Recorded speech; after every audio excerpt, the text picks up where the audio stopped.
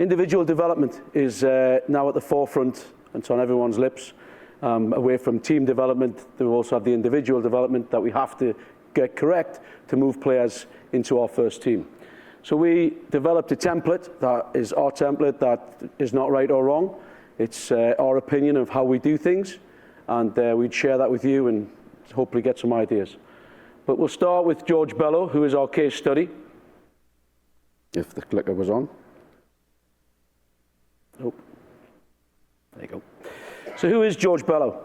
George Bello possesses these tools. He has a growth mindset, for sure. Anything that goes wrong with George, injury, left out the squad, didn't make the 18, George does not sulk. He has an unbelievable mindset that just allows him to continue and want to be developed and want to be better. He has respect. He's a very respectful boy. He's a very respectful character. He respects his peers. He respects the staff. And he understands the process that he's in, and he's respectful of that. He's an excellent communicator, so he communicates with staff. The feedback you give him, and he gives feedback to you. He's very, very good at that, which we feel helps him in his development. His attitude to succeed is second to none. George is a competitor, and he has the attitude to win, to succeed at all costs, which we felt was an unbelievable attribute to him that made it easier for us to push him along. And then obviously, without saying, he's got top levels of athleticism, and he's got tons of natural ability. So we're not going to stand up here and say we made George Bello, we built George Bello. George Bello has a ton of natural talent and athleticism that continues to allow him to develop. So obviously that's what we call our great, okay? And that explains who George Bello is. So, George Bello's step to success. George Bello, from 8 to 13, he plays for local clubs in Atlanta. He plays for 3 or 4 different clubs. He plays in the number 5 position. He plays in the number 11 position, the number 9, and the number 10. When his team was losing, he usually played the 9. When his team was winning, he played the 5. But his last team played him as a 10. And I think what they did for him, they enhanced his view of the game and give him lots of different views of the game. So for me, in those development years early, I think he got a good feel for who he was and what he was capable of doing. At age 14, he then joined Atlanta United. He came over to us and went full-time on our U15-16 team. It's important to note that George never played his age group. The only time he ever played his age group was for the national team, which we'll talk about a little later. At 15, he signed his contract. He got a 5-year contract, and he started training with USL, and then he was in with the first team. Every few days, Tata Martino would call him in as well. So at 15 is where we feel we really ramped up what we were doing for George. And then at 16, he begins training pretty much full-time with the first team, and makes his first team debut in the fall, and does very well. He plays again in the next game and plays almost a full 90 and scores, obviously, which catapulted him to a lot of global sort of hype. At age 17, he begins his first game in CCL, one of the youngest players in the MLS to play in the CCL, and does very well in that game. It was at 15 that we felt we needed to do something. Andrew Carlton, Goslin, Kunga, Akwanko had gone before him, and they'd left the academy. And the question was posed, and I think it was Chris Little from Seattle, who I talk to regularly, who I have a lot of respect for. He said, what do you do with your young kids when they leave your academy? And the answer was, we don't do anything because they've gone with the first team. So now they're in the first team environment, training with the first team.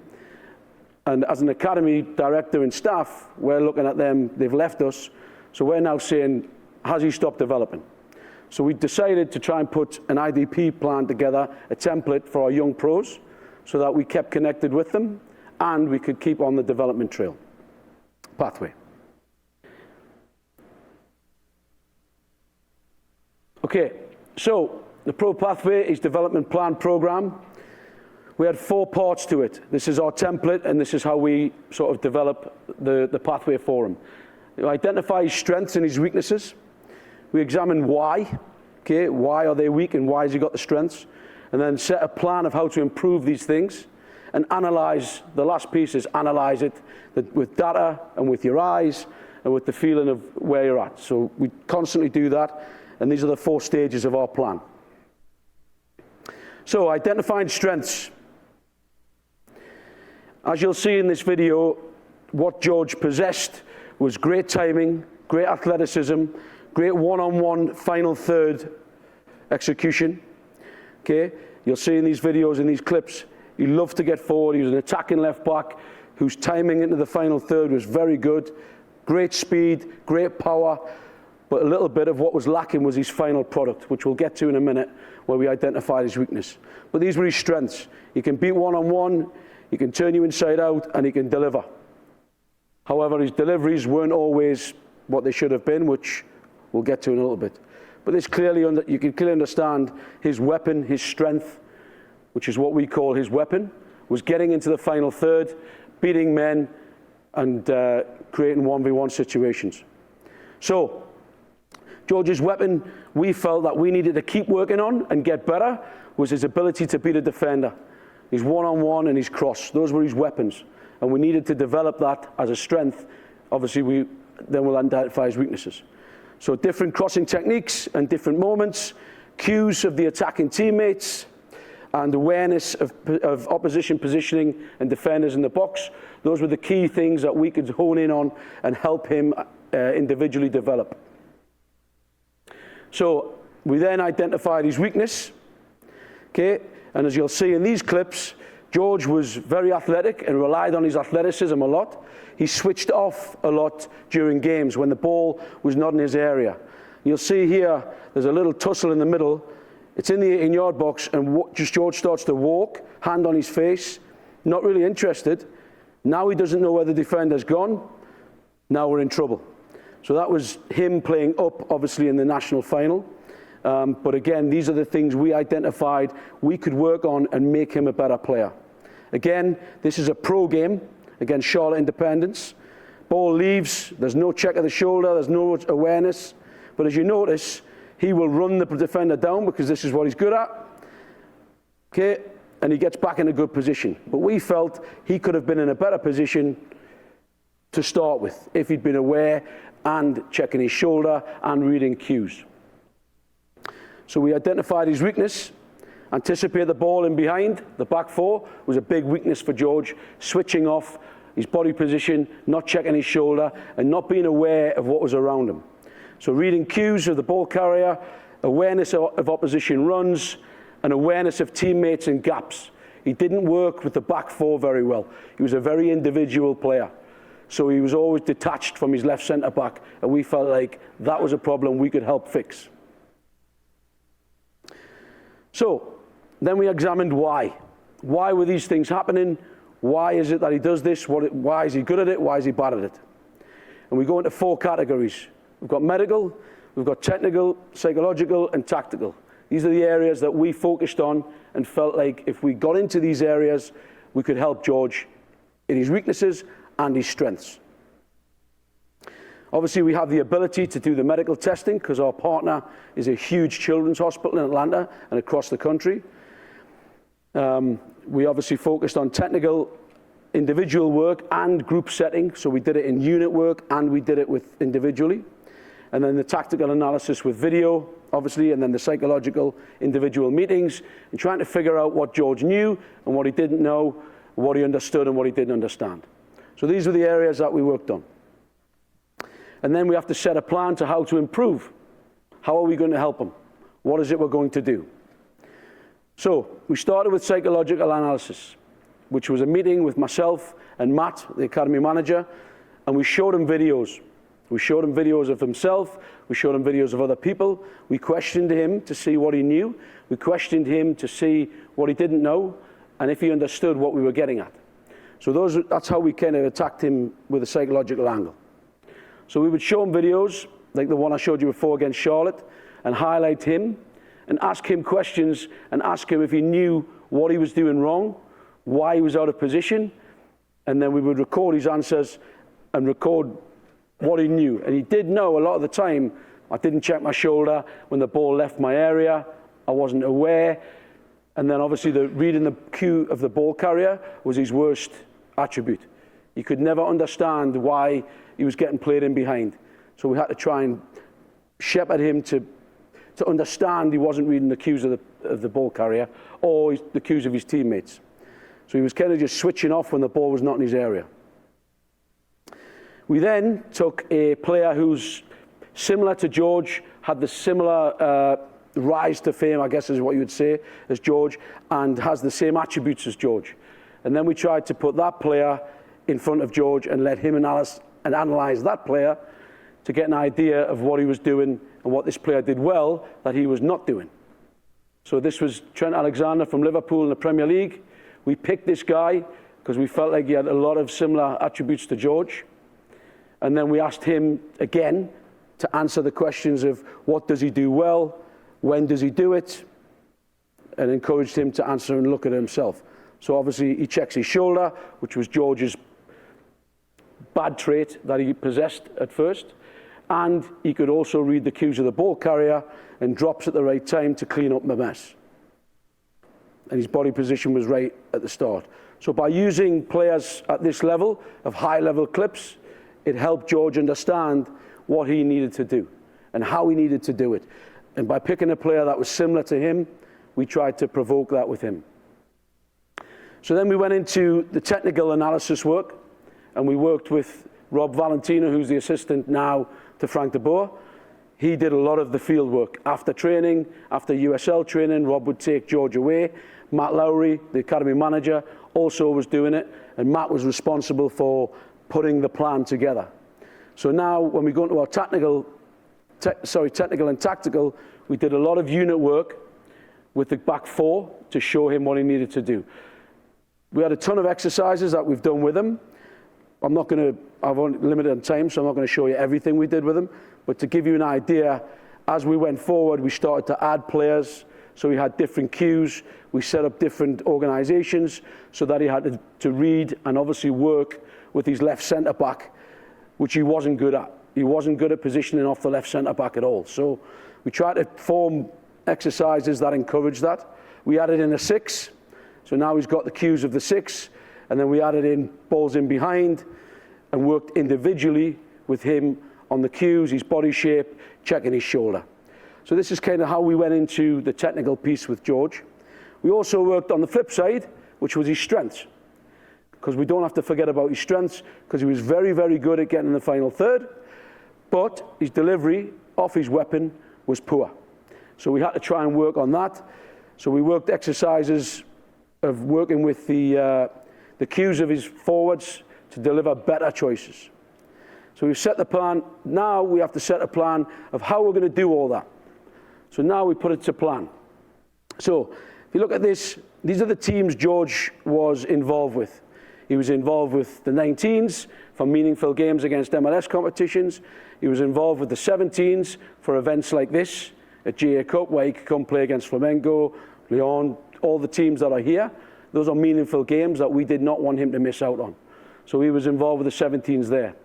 He was also involved with A2, playing and training with A2, and everything was periodized for George, as you'll see in a second. But the overriding was the first team.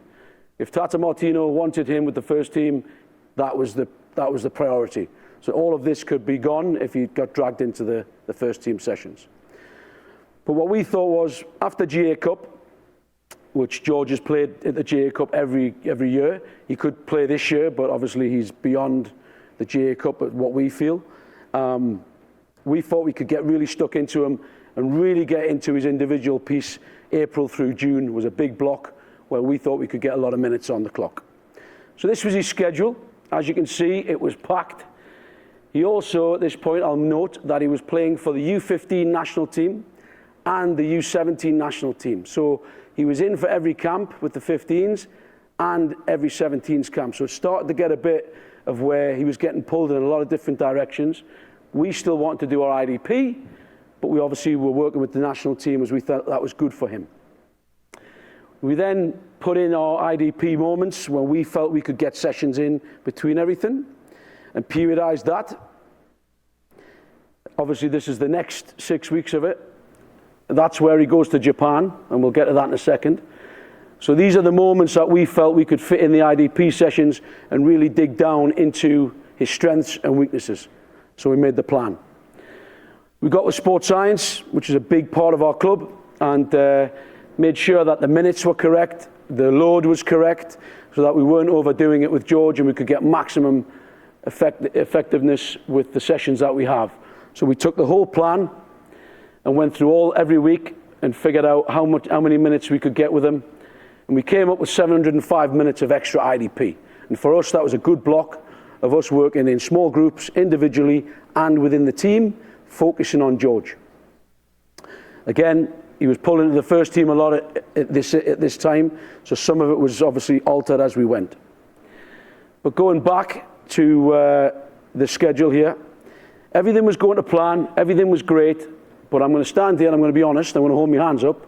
At this point, this happened. So George sustained a very bad groin soft tissue injury. Now, it was when he came back from Japan. We're not laying blame anywhere. It could have been us, it could have been the training load, we don't know. There's no answers to how it happened. But when he came back from Japan, he had a very, very deep, bad groin injury in the soft tissue. It was definitely from overuse. It was his right, it wasn't his left, but it was definitely an overuse injury, and we know that. So now, with our template and with our process, we now have to tweak things and say, right, did we do too much? Was it too heavy a load? Was playing for 2 national teams too much? Was going in with the first team too much at 15? We don't know. But this is why we have the plan, and this is why we have the template to figure that out. So then we have to analyze the growth and analyze how he's doing and is it working? Is our plan, is our template working? So what we did was we gave him individual numbers.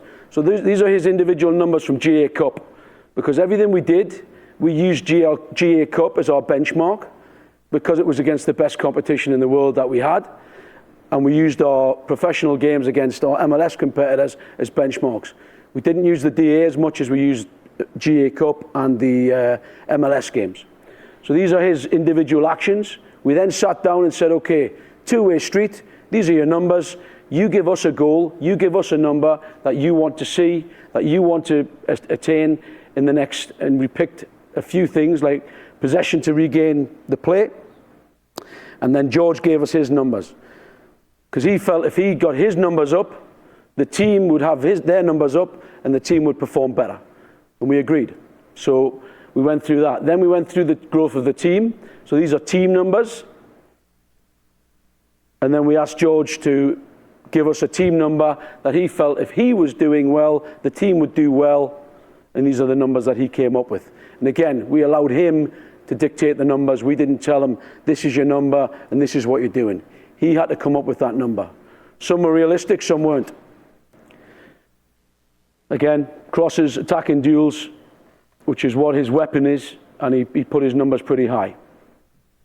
Same thing with the team development. Okay, so to analyze his growth of his weapon, of his strength, we gave him a report card, agreed qualitative targets that he had to come up with us and agree on them and then work from there. The agreed actions and then his grades were put in as we went. So that was after 6 weeks.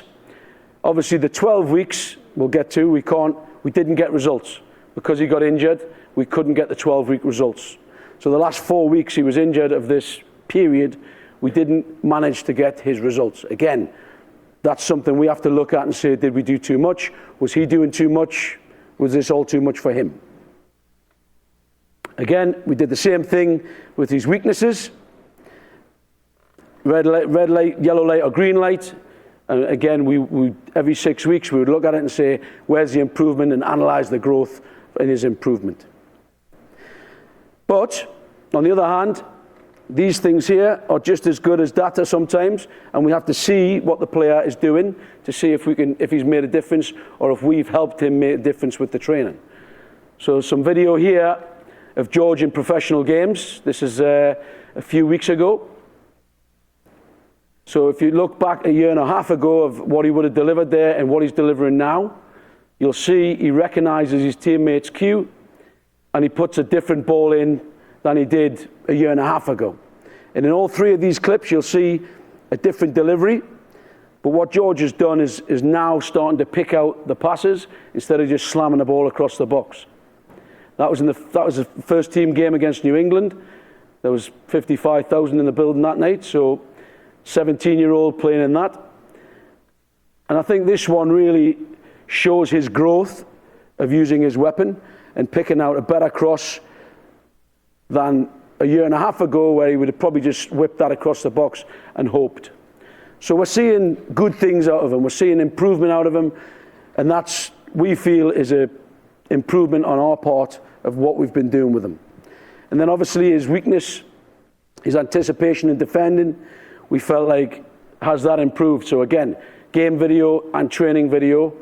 This is a video from training at the end of February. He actually picked up another knock, so he's been out.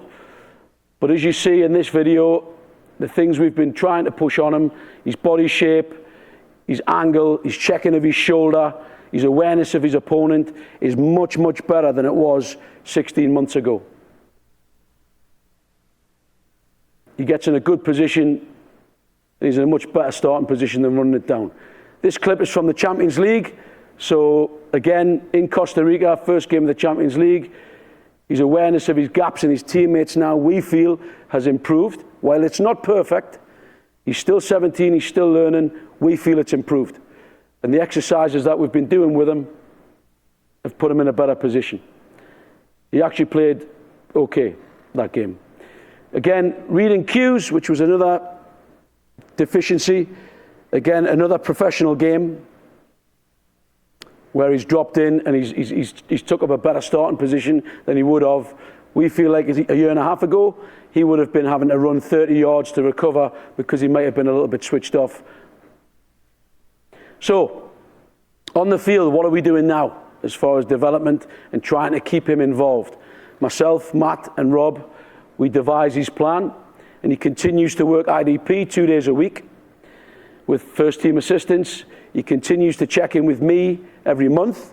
He comes and sits down and we talk life, we talk football, we talk Premier League, we talk everything. It's just a talk to check in and keep him connected to us so that when we're trying to develop him, he still has the connection to the academy. He's not an academy player, we don't view him as an academy player, but we keep on that development plan which comes from the academy up. It doesn't come from the first team down to the academy. So we feel 17 years old, 18 years old, he's still part of our development plan, even though he trains with USL and first team. We are still responsible for his development of the strengths and weaknesses that he's been dealing with.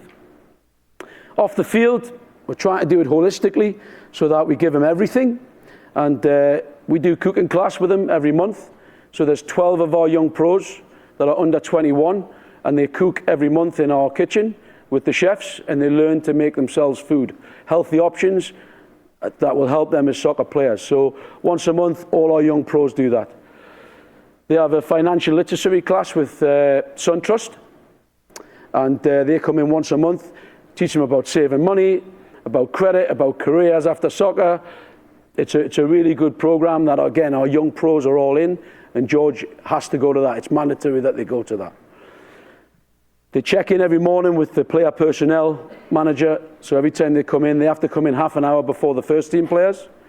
So the young pros have to get there half an hour before the first team players can roll in 10 minutes before, but our young pros have to get there early.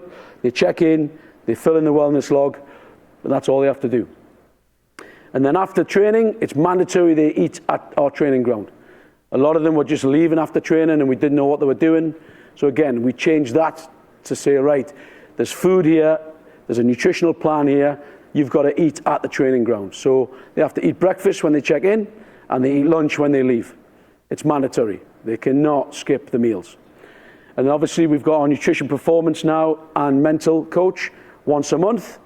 And the mental coach is optional. They don't have to do it, but it's option. And they've players like Andrew and Chris who were very young and got a lot of money and got a lot of stardom very early, are using the mental coach, I think, to get reset, and they've turned the corner and they're doing really well. But we didn't have the opportunity to do that with these first homegrowns. So now this is our template for going forward. Then they continue to help with the community. So it's really important to Arthur and AMB Sports that we continue in the community. So our academy teams are always in the community, 17s and 19s, but now our young pros must do community service. Feed the veterans, homeless, cancer wards, the hospital cancer wards. Basically once a month, the community has something for our young pros to do, and it's mandatory. They have to go. And to be fair, they do a really good job, and they do a really good job of it. So that's our template. The results, obviously, at the moment are not concrete because he got injured and we didn't get the final results. The numbers that we gave to him, on a side note, were youth to youth. They weren't youth to pro. So now he's in the pros, we can't use those numbers and those percentages against the pro game because it's a completely different game. So now we have to try and, again, revamp his numbers based on professional games rather than youth to youth, if that makes sense, going back to the other slides. But that's our template, that's how we did it, and that's how we will continue to do it until we look at it again and maybe change direction again. But at the moment we feel good that we are continuing our development of George Bello, even though he's in with the first team, playing with the first team. And then the last part of it is we've got to get him in the first team and we've got to get him playing minutes because that's the most important part. Thank you.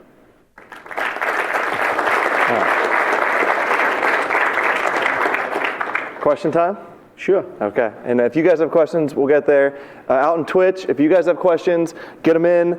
I'll get them sent to me, and we'll get your questions up here as well. Tony, I want to thank you for that. That took a ton of work. I appreciate putting that together. No problem. Start with the basics. What is your process for building that plan, which clearly took you and your staff a lot of hours? Yeah, I mean, obviously, we collaborate a lot as a staff.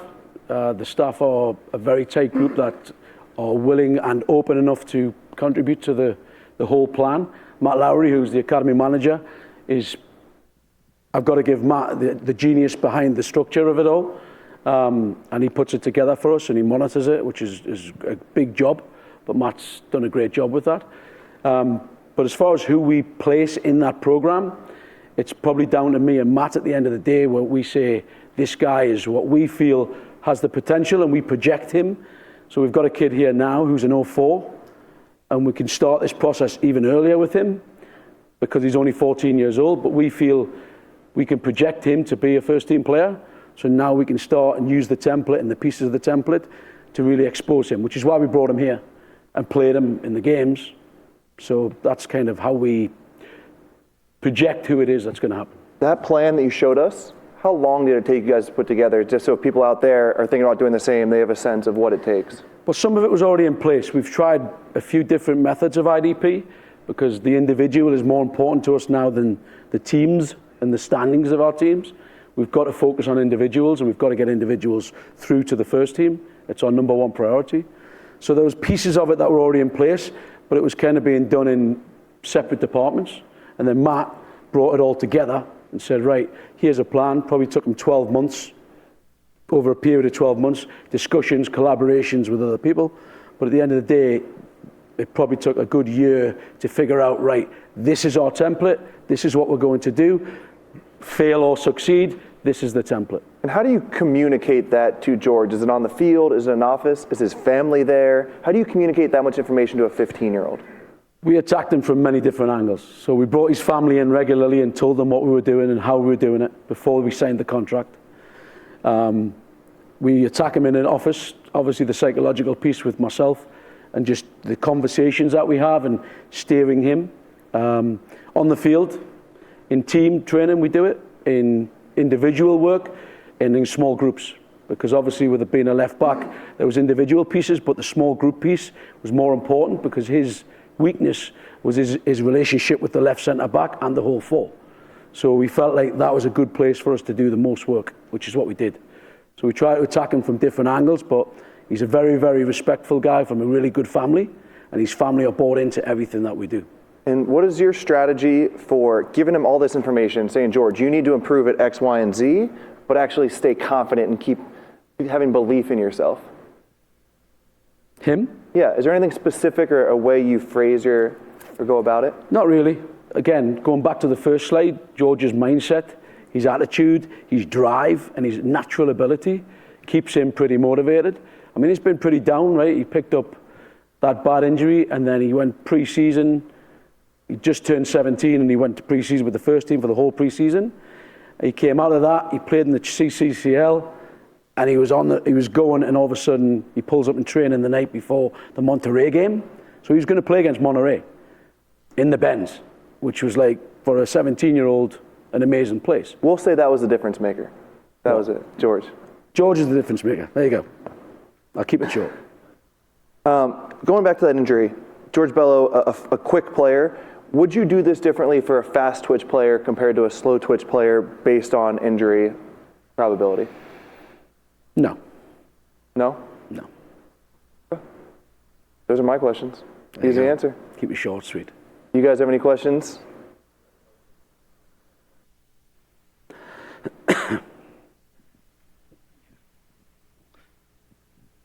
So I'm just curious, Tony, with your IDP plan for George, when we're talking about the first team staffs, right, you have Tata and his staff, and now you have Frank. Was there any challenges for you starting the IDP from the academy standpoint and then implementing it and getting buy-in from the first team staffs, if any, issues? And then what's the difference between working with Tata's staff now and Frank's as you continue the plan? That's two questions. I'm just kidding. Listen, Tata Martino was probably very, very open about everything. And he was very welcoming of youth players in his sessions. So to have the youth players training with him every Thursday, he probably brought 10 to 12 youth players into training. So George was exposed to that straight away, and he didn't have anything to do with IDP. He agreed that we needed to do it, and he actually recommended George's weakness to us and said, look, you need to look at this with him, blah, blah, blah. And he was really helpful in that way, and his staff was really helpful in that way. But equally, Frank's staff now are very interested in developing him as well. Because in the end of the day, I think he's Frank's left back starter when he's not injured. So they're really interested in it as well. So neither staff are shutting the door on it and saying, oh, we don't care about it. They're very involved. And Frank made the statement, look, I don't care how old he is. If he's good enough, he's playing. So from a staffing perspective, we've got a pretty good relationship with both staffs. And it's been fairly easy for us to implement our ideas without anybody getting in the way. Yeah, I kind of heard you say that you chose George as this because obviously his potential you guys saw and wanted to invest in him. With all your other academy players that you have, is there something else that you do with them? Because who has a crystal ball yet? You don't know. Is there other individual development plans that you work with them, maybe a little less detailed or complex as that? Projection's the hardest thing, right, for any of us, is to project who's the one that's going to make it, who's the one we've got to give everything to. And you don't get it right all the time. But basically we have kind of 3 levels of IDP. So our first level is this. Our maybe 1 or 2 guys that we feel are on that track. We may do more in certain age groups going forward if we feel we have more potential. Underneath that, we have what we call our Triple P, which is our Pro Pathway program, where there are 6 to 12 players across 3 age groups that we feel are, again, very good. They need extra, and they work with me twice a week in the mornings at 11 o'clock. And then underneath that, we have unit work IDP within our training. So if a training on a Tuesday or Thursday is a 2-hour block, the first 30 minutes is individual units, working on the individual units of the team. So position specific for midfielders, backs and forwards. And that's where we feel we get IDP to everybody, but we really have to produce George Bello. So that's why we put all our resources in that top slot. Do the other guys on your team know that there's 1 or 2 who are on a special plan? Yeah. You're upfront about that? Very open about it, and it's something they want to drive to achieve. It's up to them, but yeah, everyone knows the levels of it. Quick question from Twitch. Yep. Did George play other sports early in his sporting career? Not that I'm aware of. I asked him, and he said from 7. He played organized soccer from 8 years old. That's what he said. Do you have other players who are solid 12, 14-year-olds that do play other sports? the We have Atlanta our market? own sports series that we do within training. So we have jiu-jitsu, we have badminton, rock climbing, and gymnastics. That's incorporated in our 12s and 13s already. But there are some of our 12s and 13s that are basketball players, and we allow them to play basketball. And while they're a 12 and 13-year-old, I don't want to take that away from them. Tony, great presentation. Is George the first player that you put through This template? Yeah. Yes. And the reason was Andrew and Chris left the academy and we didn't know what to do, or didn't know what they were doing. So we didn't want to just let George go without continuing what we'd started. So that's for the future. Hopefully we'll be allowed to continue to develop while they're with the first team or the USL. Having the USL is great because it's a pathway now. So now we can put our guys into USL pro games and training. That's not first team, but it's in between.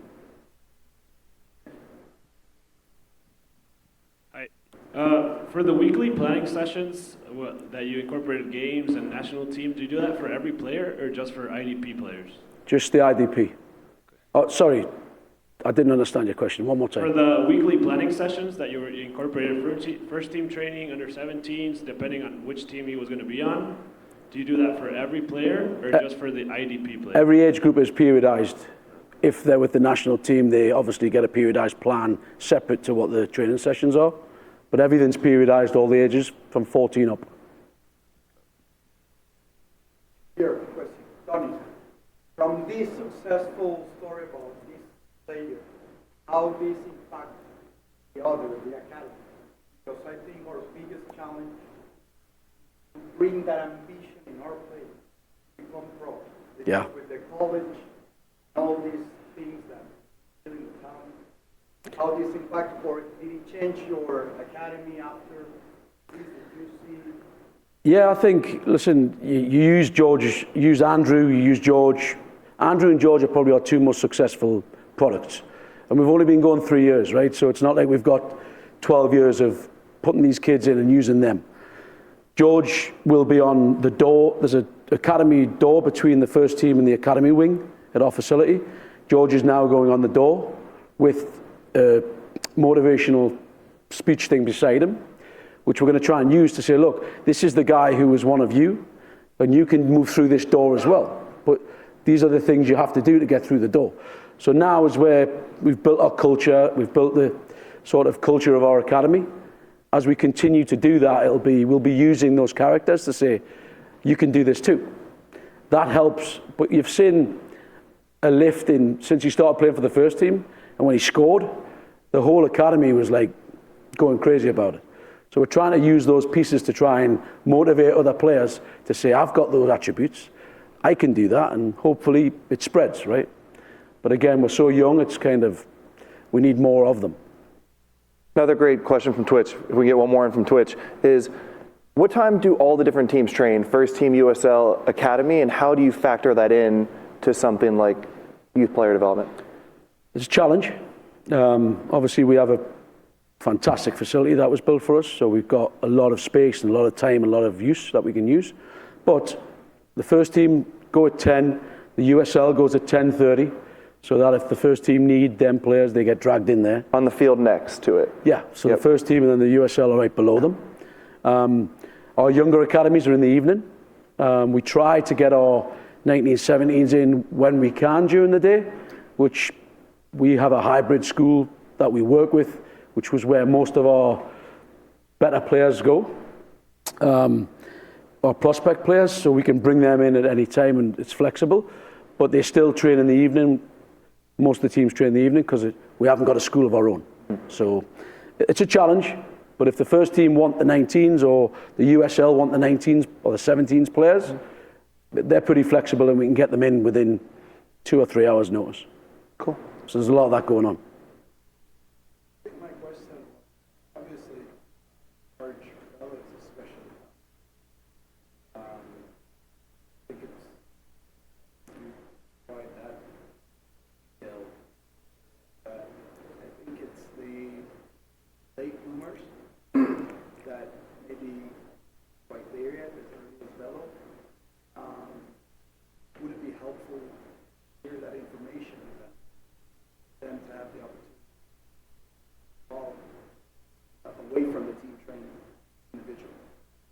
Yeah, absolutely.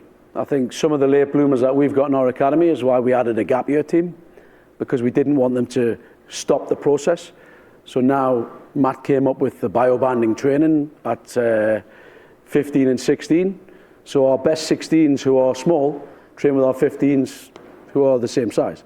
So the way we've set that gap year team up, which is where all our late bloomers we hope are going to come from, they have an individual unit work, so they're working individually at times, but they're also training against kids that are the same sort of competitiveness, size and everything. That's working out pretty well as well. So we're trying to tweak things.